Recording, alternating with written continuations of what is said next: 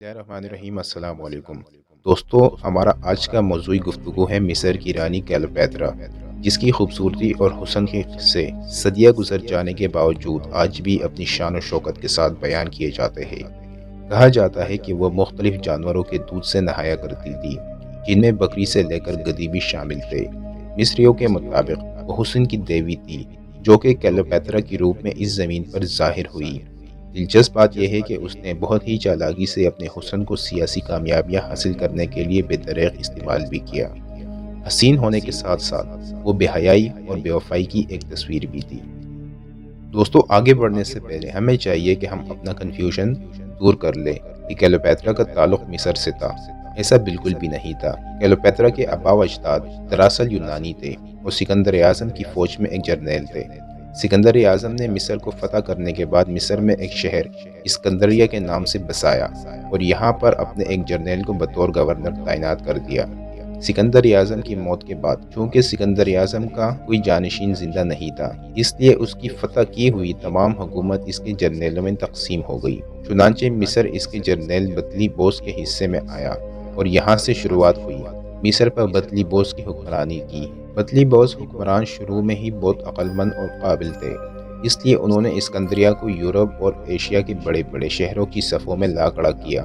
جب لوگ اس شہر کو دیکھتے تو اش اش کر اٹھتے۔ یہ شہر مصر میں ہوتے ہوئے بھی یونانی طرز تعمیر کا ایک شاکار نمونہ تھا۔ بطلی بوسی حکمرانی عموماً یونانی زبان میں ہی گفتگو کرتے اور تمام سرکاری کام بھی یونانی زبان میں ہی انجام پاتے۔ وہ مصر پر حکومت ضرور کرتے تھے مگر ان کا طرز رہائش یونانی ہی تھا۔ مگر بعد میں آنے والے بطلی بوسی حکمران اول درجے کے عیاش، شراب نوش اور آرام پسند واقع ہوئے۔ اس دور میں روس دنیا کی سپر پاور کی حیثیت رکھتا تھا۔ اس کا اثر و رسوخ دنیا کے تمام ممالک پر تھا۔ اس لیے بطلی بوسی حکمران رومی افواج کو رشوت دے کر اپنے ملک پر حملے سے باز رکھتے اور اپنی عیاشیت جاری رکھتے۔ مورخین کے مطابق کلیوپیٹرا کا باپ یعنی بطلی بوس بار ابھی اپنے موت کے وقت رومن سلطنت کے قرضے تلے دبا ہوا تھا۔ بطلی بوس کی وفات کے بعد اس کی سب سے بڑی بیٹی کلیوپیٹرا اور اس سے چھوٹا بیٹا بطلی بوس تیرا تخت کے مشترکہ وارث قرار پائے۔ چنانچہ ان دونوں کی شادی کر دی گئی۔ پریشان ہونے کی ضرورت نہیں دوستو، یہ قدیم مصر کا رواج تھا۔ وہاں ایک بھائی کی شادی بہن سے کرنا کوئی بری بات نہیں سمجھی جاتی۔ اس کی وجہ وراثت کو تقسیم ہونے سے بچانا تھا۔ کلیوپیٹرا کی اس شادی سے کوئی اولاد نہیں ہوئی۔ کچھ عرصہ اس طرح حکومت کرنے کے بعد کلیوپیٹرا اور اس کے بھائی کے درمیان سازشی درباریوں کی وجہ سے سخت رنجشیں پیدا ہو گئی اور کلیوپیٹرا کو راتوں رات مصر چھوڑ کر شام کی طرف بھاگنا پڑا۔ ان دنوں روم کے بڑے بڑے عہدیداروں پومپی دی گریٹ اور جولیٹ سیزر کے درمیان ایک جنگ چل رہی تھی، جس میں پومپی دی گریٹ کو شکست ہوئی اور وہ اپنا پناہ لینے کی خاطر مصر آیا، جہاں کلیوپیٹرا کی بھائی بطلی بوس تیرا نے اسے ہلاک کر دیا۔ اپنے حریف پومپی دی گریٹ کے تعاقب میں جولیٹ سیزر بھی مصر آیا اور کچھ دن یہاں قیام کیا۔ کلیوپیٹرا کو جب اس بات کی اطلاع ملی کہ رومن سلطنت کا حکمران مصر میں موجود ہے تو وہ بڑی بہادری اور جرأت کے ساتھ چوری چھپے محل میں داخل ہوئی اور جولیٹ سیزر کے سامنے حاضر ہوئی۔ جولیٹ سیزر جو کہ ایک ادیڑ عمر شخص تھا، اس کی حسن اور خوبصورتی کے پیکر کو دیکھ کر پہلی نظر میں ہی اس کے عشق میں گرفتار ہو گیا اور کلیوپیٹرا کی زبان بولنے لگا۔ یہ دیکھ کر کلیوپیٹرا کے بھائی اور اس کے شوہر نے ان دونوں کے خلاف اعلان جنگ کیا، جسے سیج آف الیگزینڈریا کے نام سے جانا جاتا ہے۔ اس جنگ میں بطلی بوس تیرا یعنی کلیوپیٹرا کے بھائی کو شکست ہوئی اور وہ دریائے نیل کو عبور کرتا ہوا ڈوب کر مر گیا۔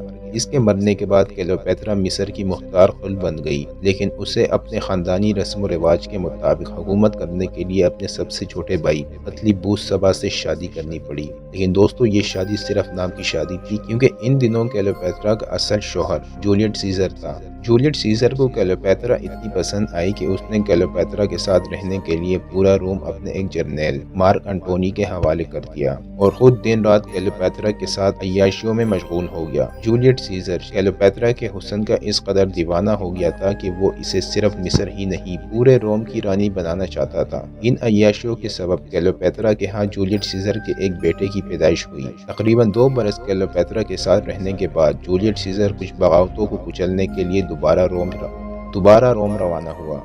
اس کے پیچھے سے کلیوپیٹرا کے چھوٹے بھائی جو کہ اس کا شوہر بھی تھا اس نے کلیوپیترا اور اپنی چھوٹی بہن کے ساتھ مل کر کلیوپیترا کے خلاف سازش کرنا شروع کی۔ اس سے پہلے کہ وہ کامیاب ہوتے، کلیوپیترا نے ان دونوں کو زہر دے کر مار دیا۔ اب وہ اس دنیا میں اپنے خاندان کی واحد فرد زندہ رہ گئی تھی۔ کچھ عرصے بعد سیزر کی فتوحات کے جشن میں شرکت کے لیے کلیوپیترا روم روانہ ہو گئی، جہاں اسے ایک ملکہ جیسا استقبال ملا۔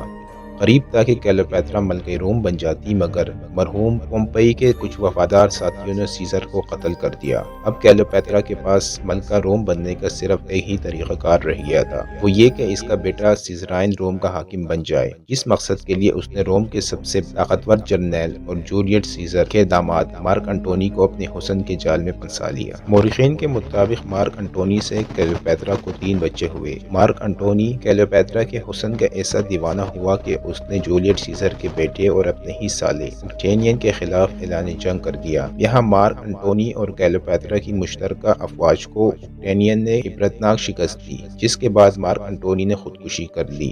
اس کے بعد کلیوپیترا نے جولیٹ سیزر کے بیٹے اکٹینین کو بھی اپنے دام محبت میں پھنسانے کی کوشش کی، لیکن اکٹینین اپنے باپ اور اپنے بہنوئی انٹونی کا انجام دیکھ چکا تھا، اس لیے اس نے کلیوپیترا کو قید خانے میں ڈلوا دیا۔ اسی قید کے دوران کلیوپیترا نے 39 سال کی عمر میں خودکشی کی۔